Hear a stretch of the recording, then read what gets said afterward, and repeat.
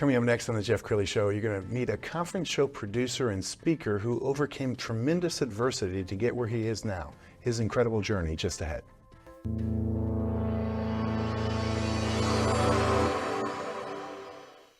Many are predicting that the worst is yet to come, which is unfortunate, said one person here. Until now, they've enjoyed the reputation of being the nation's icebox. Watched a burglar in his home this morning by webcam. As a journalist of over 25 years, stories are what make my world turn. Reporting live from the Dallas newsroom tonight, Jeff Crilley, Fox 4 News. But in 2008, I took the jump from my familiar life and started a PR firm from my home. We're talking about anyone with a camcorder like the one I'm using becomes a television network. We started slowly growing the company, and we now have over 100 clients, and we've branched into the world of live digital broadcasting. I now own 8 different TV studios and have a huge team, and the stories that I now get to share are sometimes the most important of my life. Life has a funny way of coming around full circle. This is the Jeff Crilley Show. Well, I'm meeting people all the time these days, and I think most of the interactions that I'm having is truly a God thing. I'm obviously a man of faith. My dad, brother are both ministers, and I use God as my true north on my compass. And I met a young man the other day at a conference hosted by Craig Duswalt. Shout out to Rock Your Life, Craig Duswalt.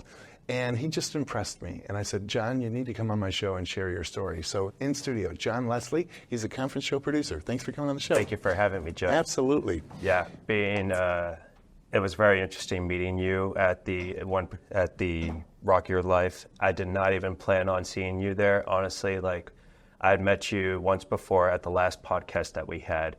And it was such a memorable moment that I was always excited to see you again, but I never got the opportunity.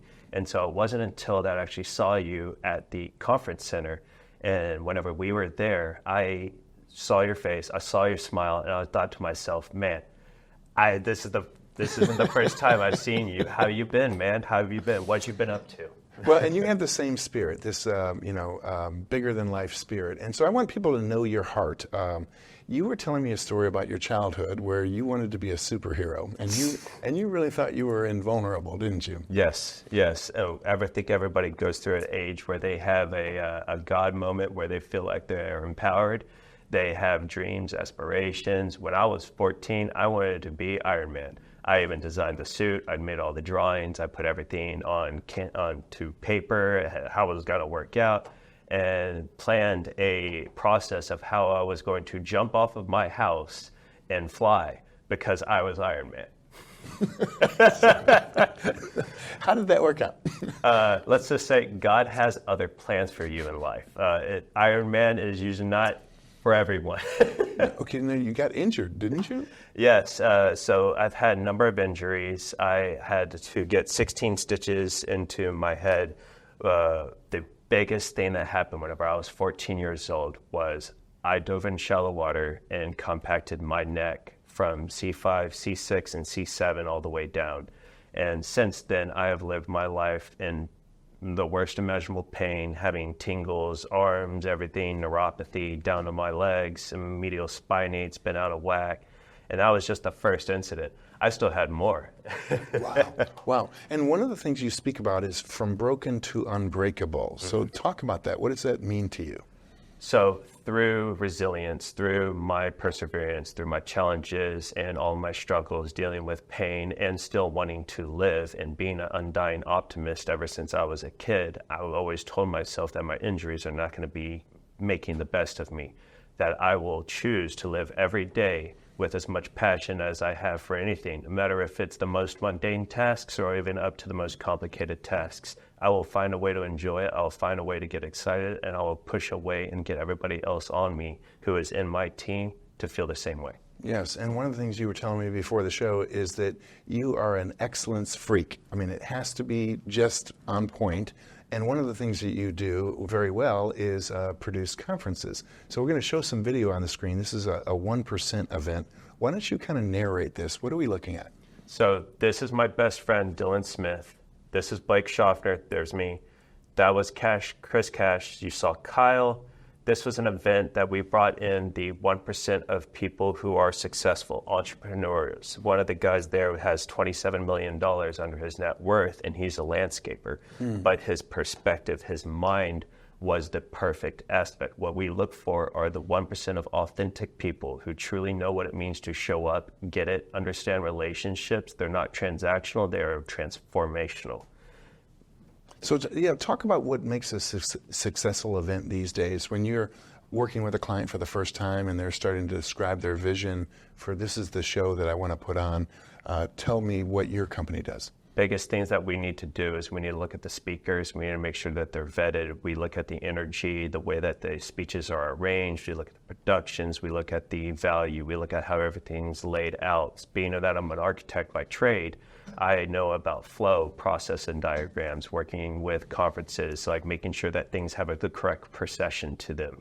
And so we've seen instances where people put the red carpet right in front of the entryway, but they block the ticket counter. So then you have to literally walk across the red carpet in front of all the cameras. You don't actually get to even check in. And that just creates confusion. So then people are piling up in certain areas and you didn't want them to be there. But people have a habit of getting into social spaces where they shouldn't be. And it's our nature and psychology to collect where everybody wants to pass around. Well, it sounds like you have a kind of a left brain and right brain thing going on. So you've got this engineer brain, but you're also very creative.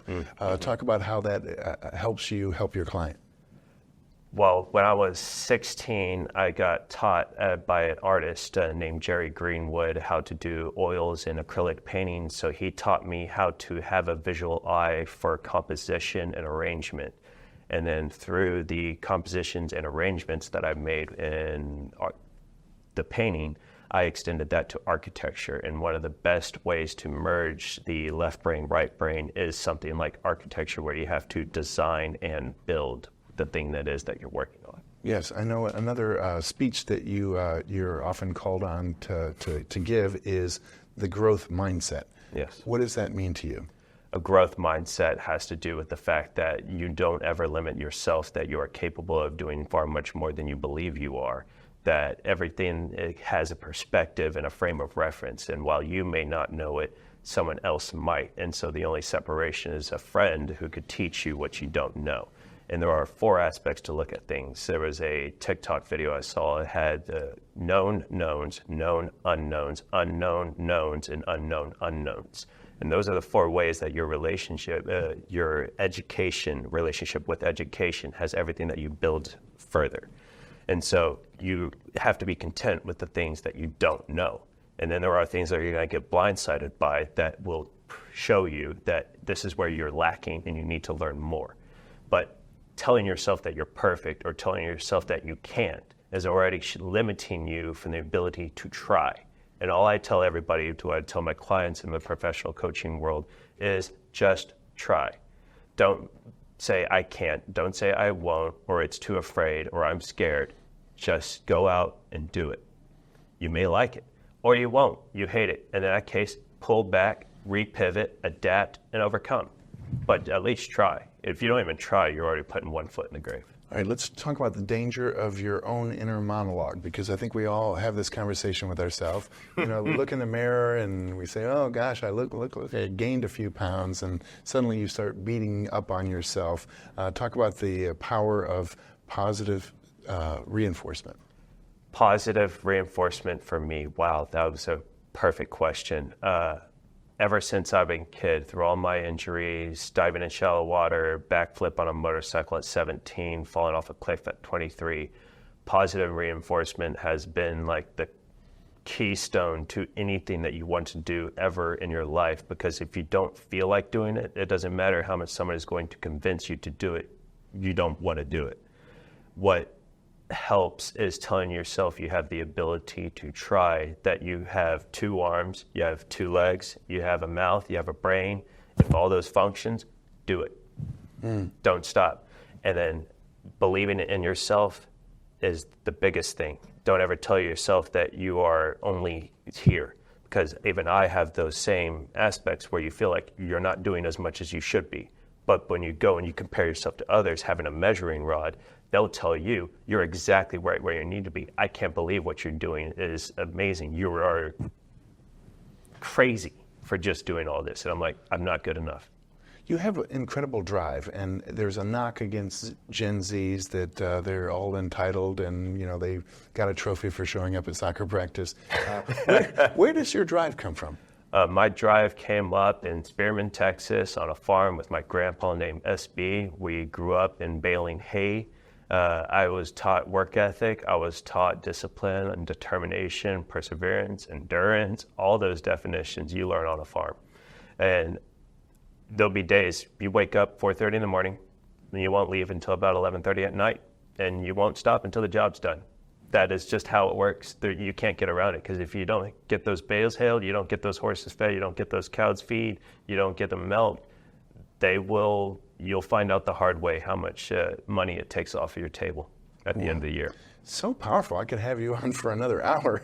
Unfortunately, we're almost out of time. So final thoughts. John, what do you want to leave people with? I want to leave everybody that anything that you can do can always be achieved through grace by God. He is the guy that gives you the mind to which you can work with. He is the tools. He is the creator. He is the vision. If you have a plan, set it to motion, put a prayer in it, and let him handle the rest. And then you go out and do what I said earlier. Try. You got to try. God won't give action without inaction. You got to meet him 50-50.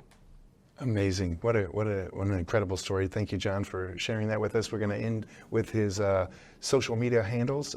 Go ahead and check him out and follow him and contact him for all of your speaking and conference show needs. The great John Leslie, thanks for coming on the show. Thank you. Let me thank Dylan Smith also for starting me on this Instagram story. I know those who are looking at this will see the low following count. I've started this maybe less than 2 years ago. Nice. Congratulations, man. You're amazing. Thank you. you. God bless you, and God bless your ministry. That's it for now. We'll see you next time.